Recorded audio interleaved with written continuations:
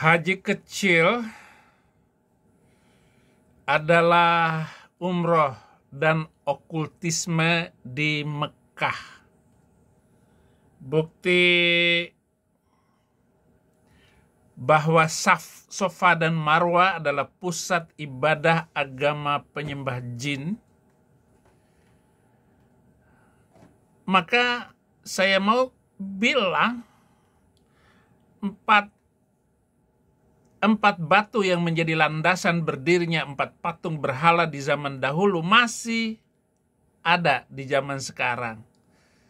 Dan ini yang akan saya bahas, mengomentari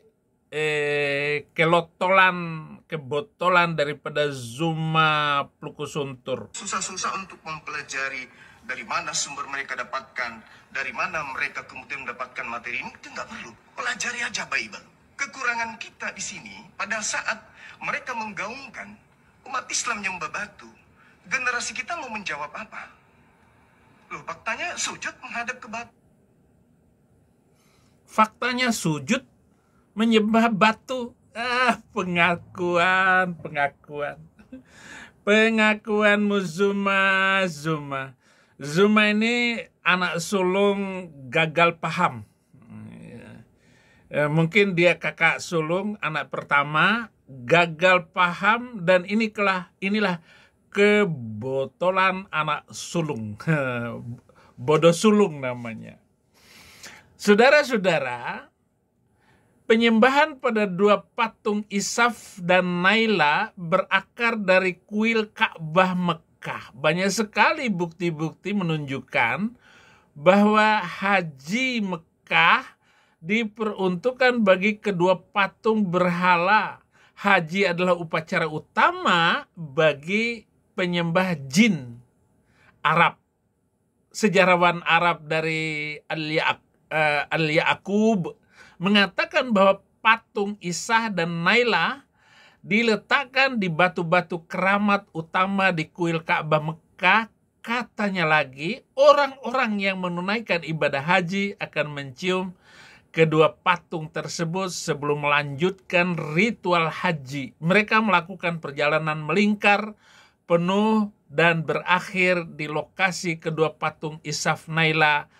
Al-Ya'qub menyingkapkan asal-usul haji Mekah dari tulisan bahwa dapat disimpulkan sebelum Islam ada terdapat ibadah haji yang melibatkan penyembahan terhadap dua patung itu. Ulangin lagi Zuma. Susah-susah untuk mempelajari dari mana sumber mereka dapatkan, dari mana mereka kemudian mendapatkan materi ini, itu nggak perlu. Pelajari aja baik-baik. Kekurangan kita di sini pada saat mereka menggaungkan umat Islam yang membabatu, generasi kita mau menjawab apa? Loh, faktanya sujud menghadap ke batu.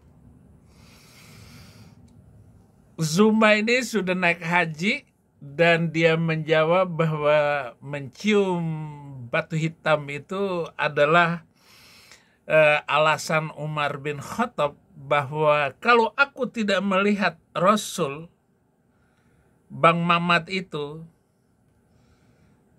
aku tidak sudi untuk mencium kamu wahai batu hitam. Di mana lagi? Fabi ai ala'i rabbikuma tukadziban.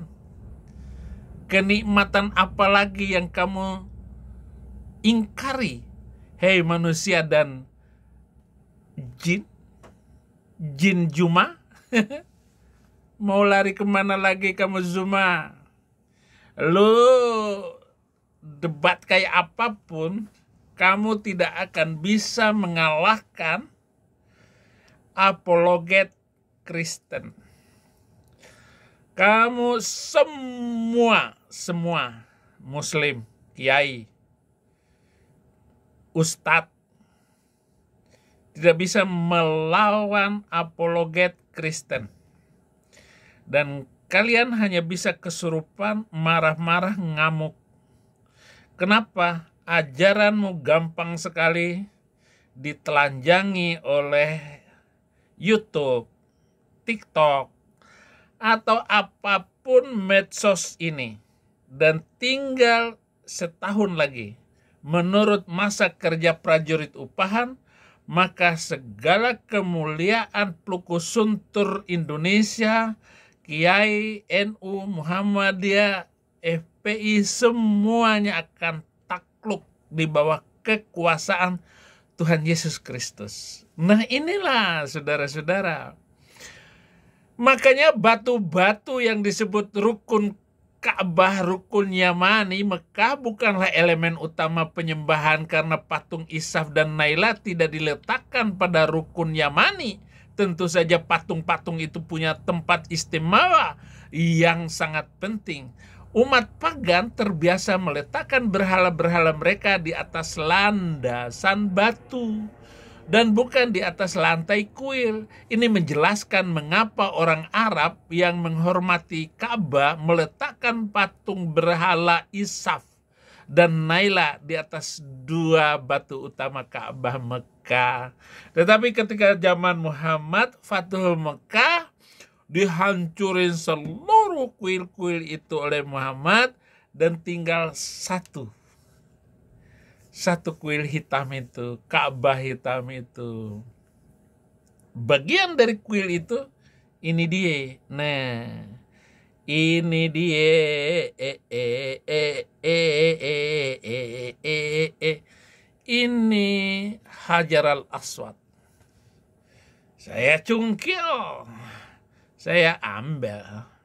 Bisa mengambil dari tangan saya betapa mahalnya ini batu. Hajar al-Aswad, batu hitam yang diambil oleh saya. Ya, tulisan Al-Yaqub menjelaskan bahwa haji berkisar pada penyembahan dua patung, Isaf dan Naila disembah, dan kemungkinan besar sebagai perantaraan bagi jin dan set dengan umatnya. Ibadah haji dimulai dari kedua patung dan selesai saat peziarah kembali untuk mencium kedua patung yang sama, jadi dicium. Nah itu. Hal ini menjelaskan kepada kita mengapa patung Isaf Naila juga didirikan di dekat sumur Zam-Zam.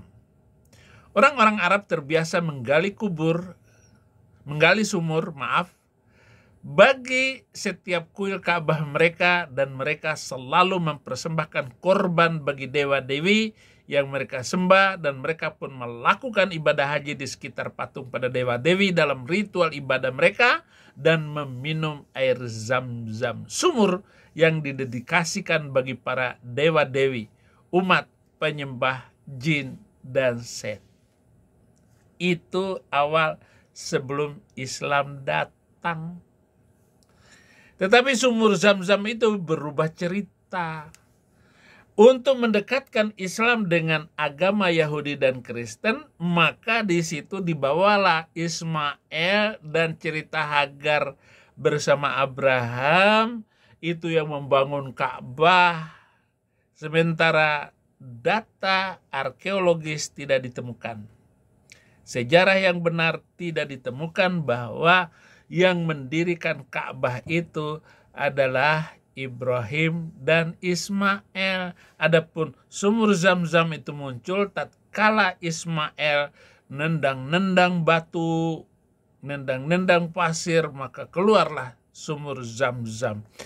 Betapa bodohnya orang yang percaya dongeng seperti itu. Ini saudara-saudara, makanya seluruh cerita, baik ibadah maupun Quran maupun hadis, semua itu dari cerita dongeng. Maka dikatakan dongeng-dongeng nenek moyang yang diceritakan pagi dan petang. Quran ngomong seperti itu. Memang dongeng. Haleluya saudara-saudara. Kalau Anda percaya dengan video saya ini, maka silakan dilanjutkan Dan jangan menonton kalau Anda tidak suka karena komen-komen Anda tidak diperlukan. Yang diperlukan adalah kewarasan beragama, kewarasan menelaah kembali sejarah itu. Dan apa kata anak saya dan putri saya, Mela? Anda sudah tahu jawabannya. Tetapi bagaimana Bapak, begitu anak.